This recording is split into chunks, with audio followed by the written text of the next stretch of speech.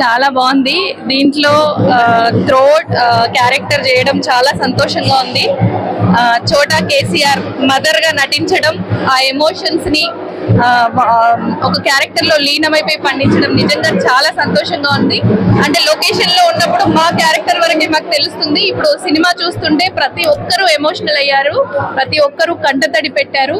మన తెలంగాణ స్వాప్నికుడు, తెలంగాణని సాధించిన మన బాపు కేసీఆర్ గారి ఒక ఆంక్షను, ఆయన కోరికను ఆయన సాధించిన, ఆయన డెవలప్ చేసిన డెవలప్మెంట్స్ అన్నింటినీ కూడా ఈ సినిమాలో చూపించి అద్భుతమైన సంగీతంతో చరణ్ అర్జున్, అంజీ గారు కూడా చాలా, అంటే లొకేషన్ లో కూడా ఎంత కలివిడిగా ఒక ఆటలాడుకున్నట్టు పాటలాడుకున్నట్టు షూటింగ్స్ చేశాము. చాలా సంతోషంగా ఉంది. ఇది మన తెలంగాణ అభివృద్ధి, మన తెలంగాణ ఒక తెలంగాణకు సంబంధించిన సినిమా. ప్రతి ఒక్కరూ ఈ సినిమా చూసి ఆదరించాలని మనస్ఫూర్తిగా కోరుకుంటున్నాను.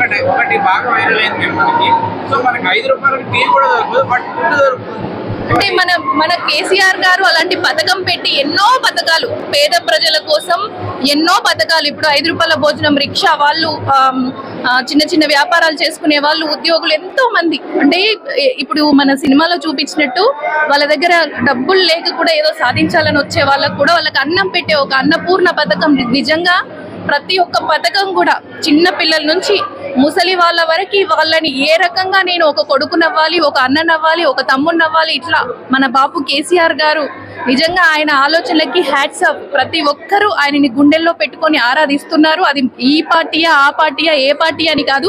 అది పార్టీలు బయటికి వచ్చి నోరు వరకు మాత్రమే మాట్లాడతారు. కానీ మనసులలో, అందరి మనసులలో, అన్ని పార్టీల వాళ్ళ మనసులలో కూడా కేసీఆర్ గారి ఒక చిహ్నం అనేది, ఆయన ఫోటో అనేది అట్లా ముద్ర అట్లా ఉండిపోతుంది.